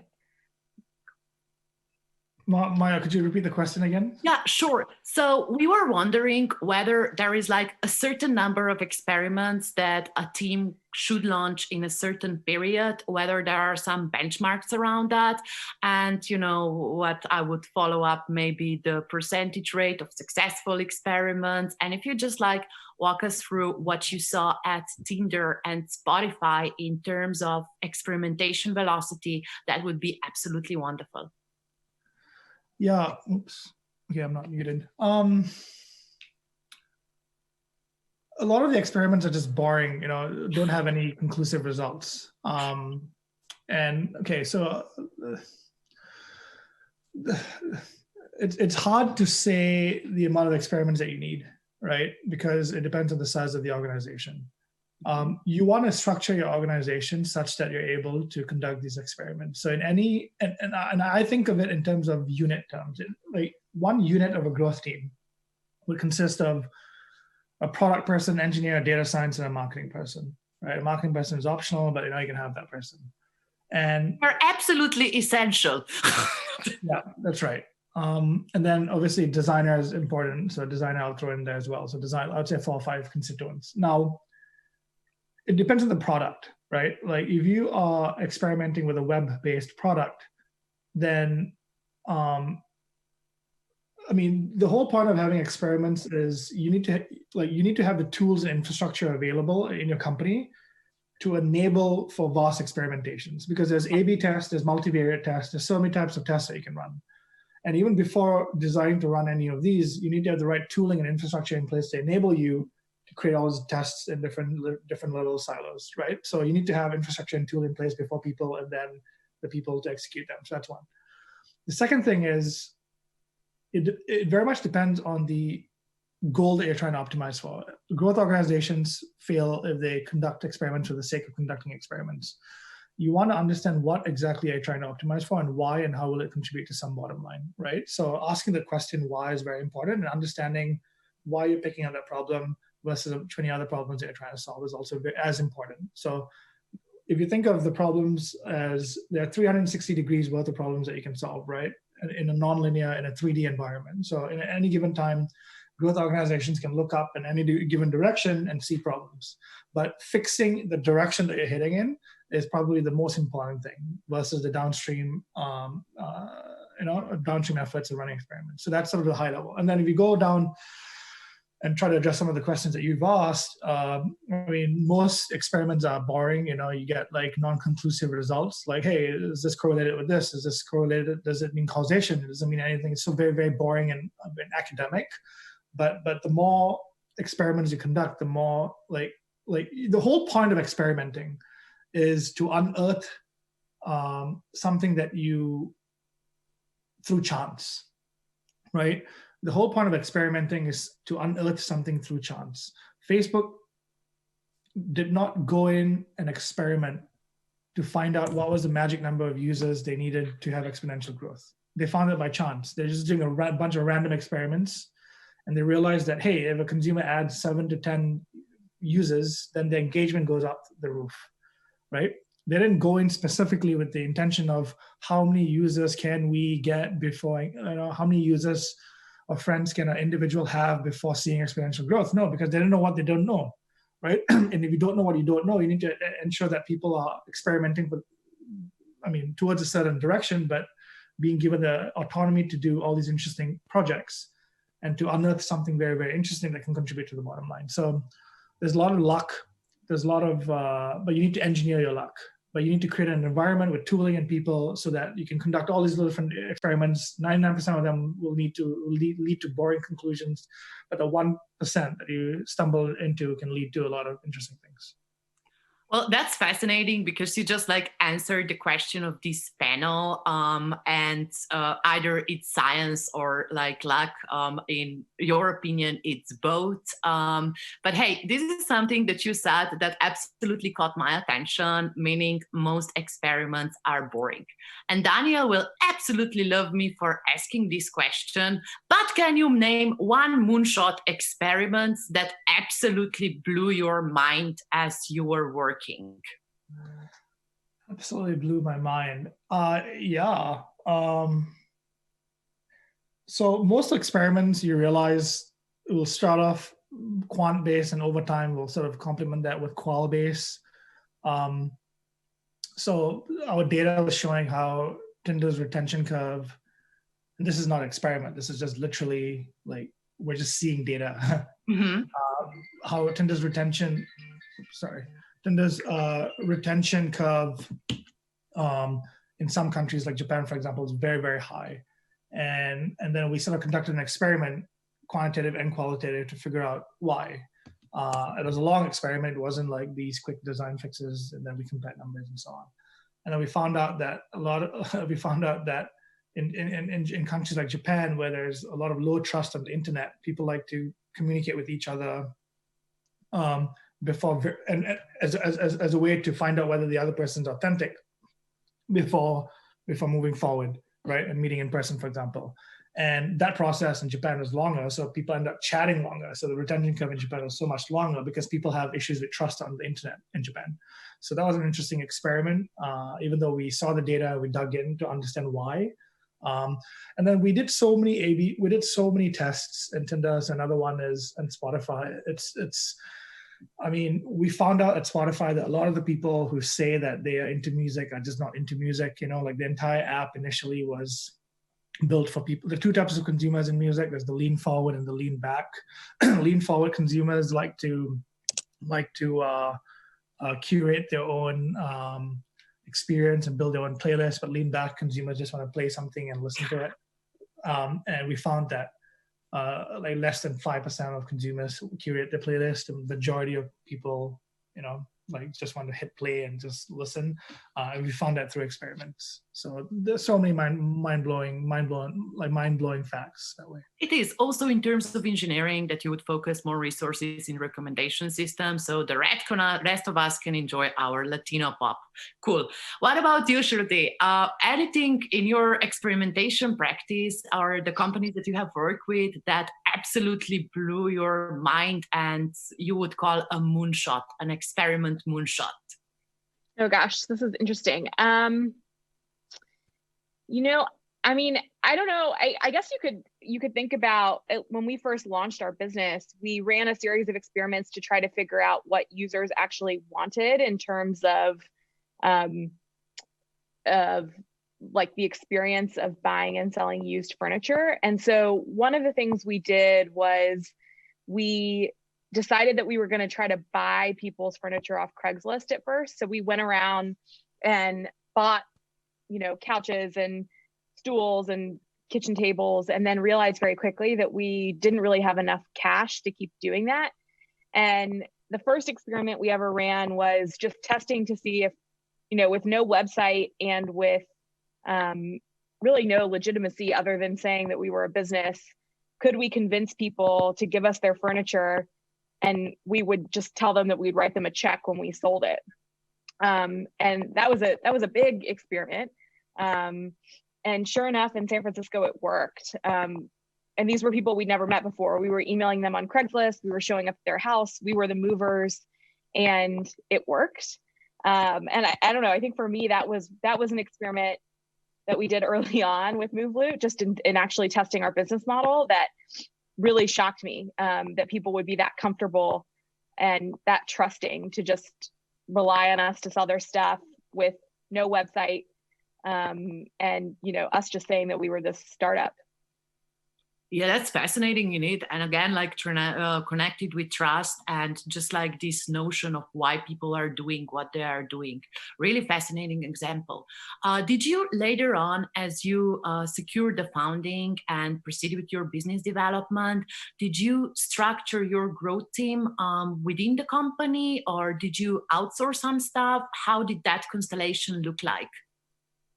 We did a combination of both. We had a marketing team that was very focused on growth. But in addition to that, we found that a big driver of our growth was actually PR and influencer marketing. This was kind of the beginning of the influencer era when we were building MoveLoot. And so we worked with a PR firm to really think about how to leverage influencers to get them to talk about our product and review it. So I guess it was both internal and external. I mean, we did have growth consultants and people that helped with SEO on the technical side, but I think it was a combination of internal and external.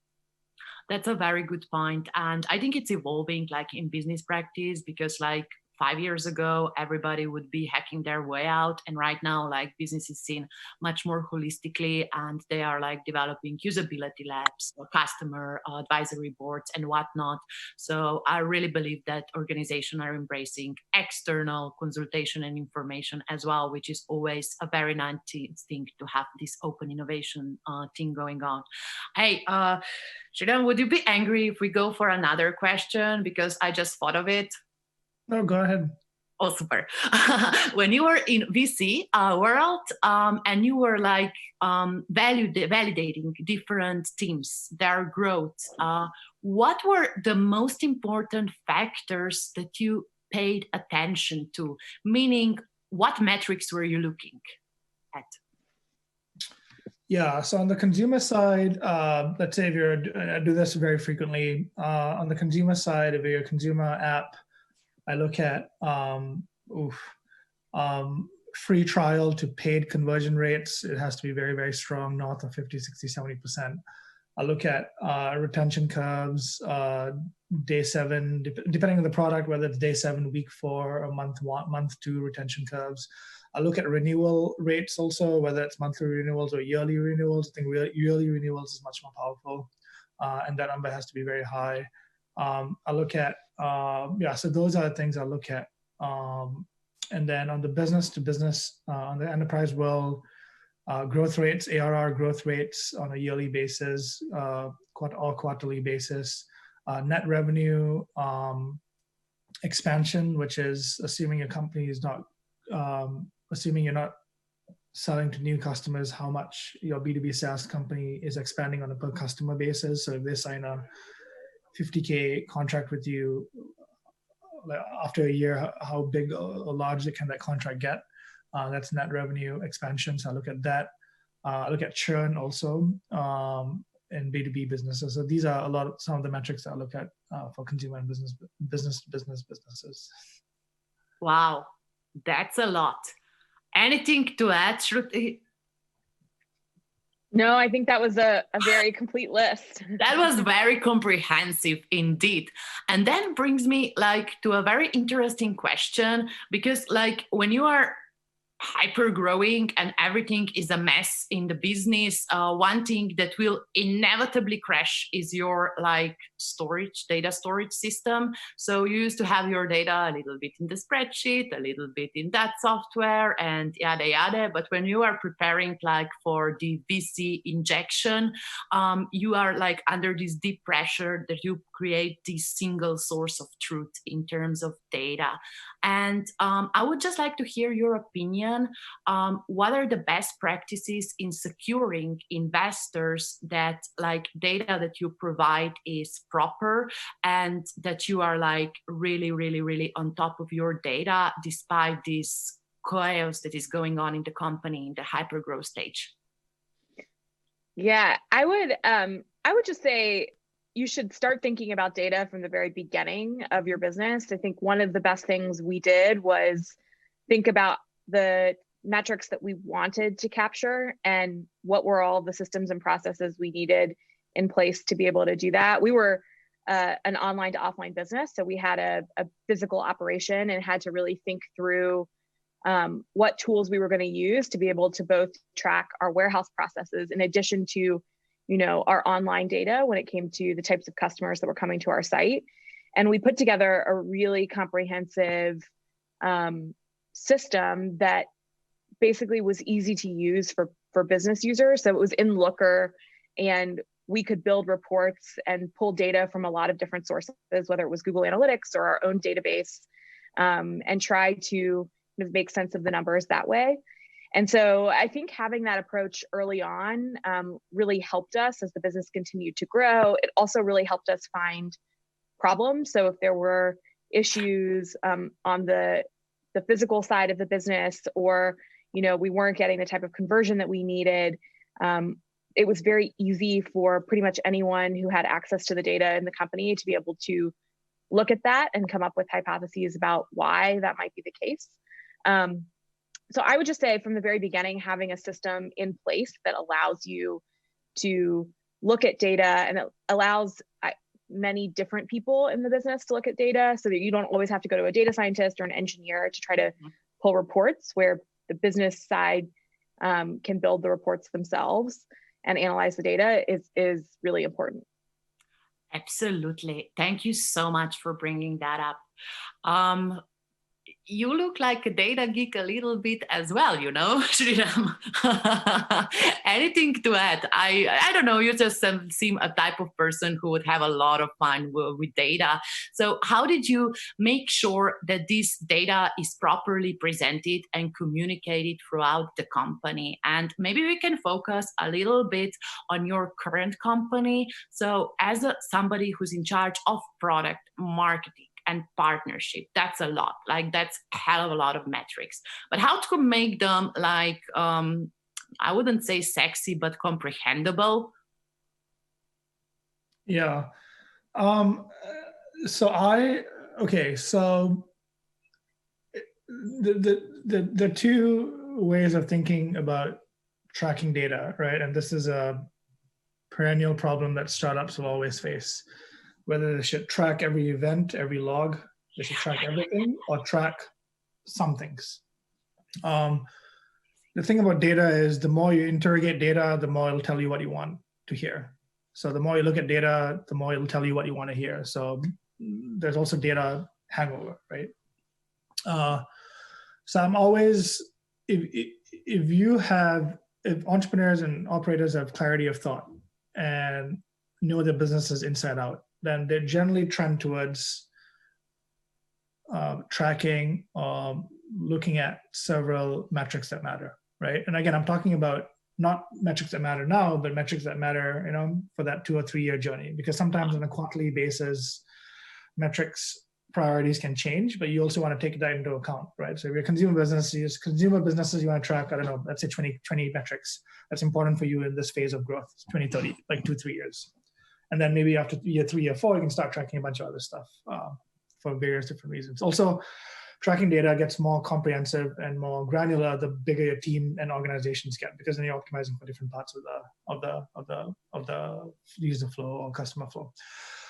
So that's one. Now, in HeadSpin, we are a very, very straightforward B2B business. So there are only a handful of metrics that we track, which is very, very sales oriented. So closes, churns, we have a sales funnel percentage of pipeline, leads, opportunities, everything. And these are all non-product, non-engineering metrics. So we can put it up in a very sexy way. We don't have problems getting information from Salesforce or the CRM. So it's very, very easy. We have weekly pushes that, everyone has access to the same information. So it's very, very straightforward and easy. In the consumer world, as Shruti mentioned, you have to have very, very solid tracking. You have to solid tooling. And I believe, as someone who's running multiple teams now, and also have done this before, for me, I always overcommit to transparency. So for me, I always make sure that information is not only widely available, but also widely circulated and repeated multiple times, because then people know what the priorities are. Otherwise, if you only say it once, like employees are like sheeps. If you let them be, they will just wander all over the place. But you got to consistently repeat and reinforce the message, and you do that through showing them, metrics on TV, on email, so everyone knows that what the important metrics are. So I believe in just repeatedly saying the same things over and over again by email, dashboards, TVs, speeches, and whatnot. That's amazing. So you are really like this ambassador of data-driven approach in a company. And I am like, images in my country very much known for like to asking things that are a little bit more of let's say lifestyle related. And let me shoot 2 questions that I hope are easy for you to answer, but they will be very insightful for our audience. So the first question is for Shruti, and don't worry lady, I don't want to ask you like life balance question because that's just dumb, but I would like you to explain a little bit, how do you stay on top of your game? Because you are just like launching a consulting business and you have learned so much for the years. You have evolved wonderfully. So how do you keep your A game? Good question. I mean, I guess I think you have to just keep finding work that interests you. I think for me, I mean, I love learning, and a lot of the way that I thought about my career has been, what am I going to be learning in this next step?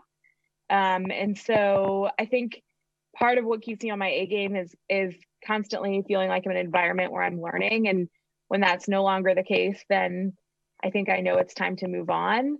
But I mean, I think, practically I do a lot of things that I think a lot of people do, right? I exercise and, try to spend time outside and spend time with friends and family. And I guess all the work-life balance things. I got very into yoga for a while. So just really figuring out what are the things that kind of keep you sane and balanced, as much as we don't want to talk about work-life balance, are the things that are helpful to me. I also really love travel. So I think any opportunity I have to be in a new place and meet new people is also really exciting for me. And I think keeps me excited about the work that I'm doing. That's wonderful. So imagine that a 16-year girl would come and ask you, Shruti, I want to be just like you. I want what you have. You're such an inspiration in my life. What advice would you give her? I think for me, it would be about taking risk. I think when I was that age, I didn't have a high comfort level with risk. And I think getting comfortable with the idea that like you can try things and they might not work out. And that's okay. You can pick yourself up and dust yourself off and figure out something else. I think that's how we learn, and maybe perhaps learn best. And so I think that would be my advice, is just like increase your comfort level with risk. That's amazing. Thank you so much for opening up and sharing this. Super inspirational for me as well, because, safe zone is a pretty comfortable place, yet a dangerous one. Cool. Sriram, why don't we close it up with something that is a little bit more provocative? So how to survive hypergrowth without going crazy, because you have been like a part of these phenomenal growth stories that are like that are world known, that everybody knows these companies, and I imagine the level of pressure was through the roof. And yet you're here, not sipping margaritas on some island. So how did you keep up with the pressure and just like survive this extremely competitive and extremely stressful environment? What would your advice be to cope with that? Yeah, I think my advice would be embrace the chaos. I mean, the first time I experienced this, it was a bit of a clusterfuck at Spotify. And a lot of the hypergrowth companies that out there are generally may seem hypergrowth from the outside. It is hypergrowth from the outside, but it's probably just a complete mess on the inside. That's just one of the many traits of being part of a growth, highly functioning, highly sort of fast-growing companies that it may seem interesting from the outside, but inside there's just so many things going wrong, and in spite of that, things are going right. So it is very stressful the first time around. That you may sort of run into different teams doing the same thing. You're not like nobody knows what's happening. So embrace the chaos, right? And then as you start, like Spotify for me was amazing, but it wasn't chaotic, fortunately, because it was very structured. But there's a lot of element of chaos within that structure, especially when you're launching new markets that was structured, but behind the scenes, there's too many moving parts. But when I went to Tinder, you get accustomed to the chaos. You get used to the chaos. You learn how to anticipate, right? So once you have embraced the chaos in one place, you go to the next place, you sort of know what's going to happen, right? So you become a little bit more cool, a little bit more reserved. Things don't surprise you anymore, because you know you've seen it before, you know how you've overcome it, and a lot of other people might be stressing out, but you won't be stressing out. And as you sort of go on to your next phase, you then start getting familiar with the problems that you face in high growth companies. So I think it's fine to go insane. I think it's absolutely fine to go insane. It's absolutely fine to be stressed out. It's very natural to be stressed out. But embrace it. Know that in fast-growing companies, there are moments when everything happens, and there are moments when nothing happens. Right? At Spotify, it is so slow. Like in fast-growing companies, because things have to start, stop, organizations change. There are weeks where nothing happens, right? Where you have to work, 12 hours a day, but there are weeks where you have to work like 20 hours a day, right? Because you just have to get it done. So you have to embrace the unpredictability of schedule and chaos, knowing that that's just like living a roller coaster within a sort of a broader roller coaster that's heading up and to the right, Fantastic answer. And I just checked in with conference organizers, and here is another shout out to our wonderful audience to please ask questions, because if we don't know what you're interested in, we cannot serve you the best value that we can provide. So don't be shy, take the best out of this conference, type some questions in the chat window, and we will answer them very sincerely, as we've been doing throughout the panel. While I am waiting for questions on WhatsApp, let's move to another thing that is kind of, we have all been doing consulting work, right? And a very common statement that you get, like a very common question is, I need to grow, or I want to grow exponentially. How can you help me? Any takers? No, you go ahead. Go ahead. Passing the hot potato. So if anyone comes and asks me that question, I would not work with that person, because in order to get exponential growth, you need to be growing exponentially to begin with. So if they're not growing exponentially, then it's harder to help them grow exponentially. Right, that's one. The second one is it very much depends on product market fit and depends on the product you're trying to sell. Because exponential growth, again, as I mentioned, like there's product-led exponential. It depends on what you're building, right? If you are building a consumer company that like Calm or Headspace, right? Very personal. No network effects, because you're not going to share what's in your Headspace or what's with everyone else. There's no viral curve. It's not product-led growth. It has to be marketing-led growth, because I'm not going to share Calm with you because there's no incentive. There's no natural incentive for me to share it with you. It's a product that's very, very personal. So then if you've got product market fit and the metrics add up, retention, 1-year renewal, monthly renewal, conversion from free trial to paid, then you have to use marketing, influencer marketing, paid user acquisition, content marketing as tools to get you to growth, right? Now, if you are a marketplace like Tinder, then you need both supply side and demand side.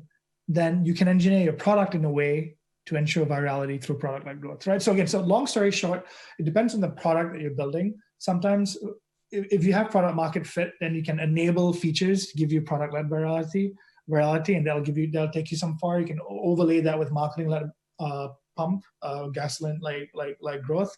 But if you're sort of like a product like Calm, then you need to figure out that your users are retained first before you pump marketing. So it very much depends on product market fit.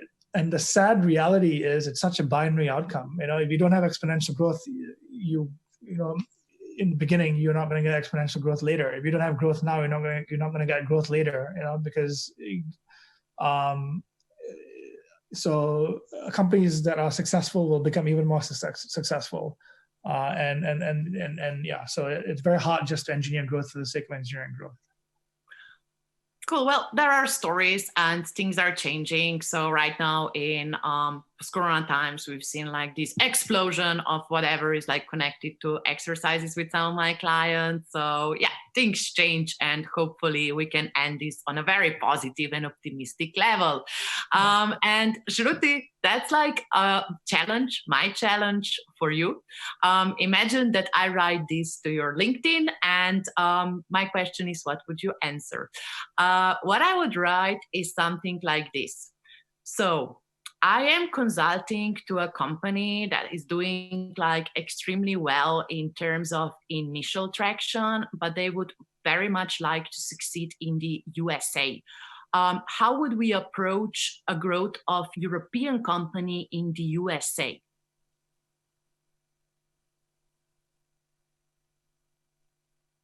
I think I'm on mute. Yeah, it's a good question. I think my first question to you would be, what industry is the company in, and what are the growth hacks that worked in Europe, and really trying to get a sense of, how the company grew in another market and what are the similarities and differences there, and then ultimately figuring out a growth plan. And I think it really is dependent on the industry. I mean, I think in some cases you have to be a lot scrappier and think about more manual hacks to be able to grow. And I think in other cases, maybe you could come up with a really comprehensive digital strategy, but it's very much industry dependent. And I think also whether you're consumer or B2B.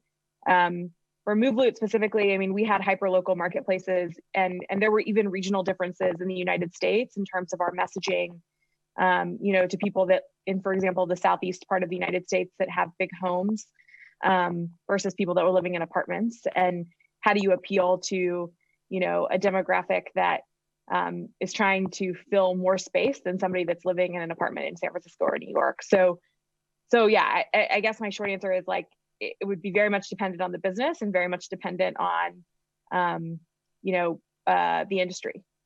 Cool. And thank you so much for answering this, because I immediately thought of like, if somebody is really like hooked on Facebook ads here, the price per clicks and everything would be so much more expensive in the USA. And without knowing the specifics of the market or having some sort of a local partner there, it could be like a very slippery slope. So it's very important to do the homework and just like research the market, right? And team up with people who have done it successfully before, hopefully.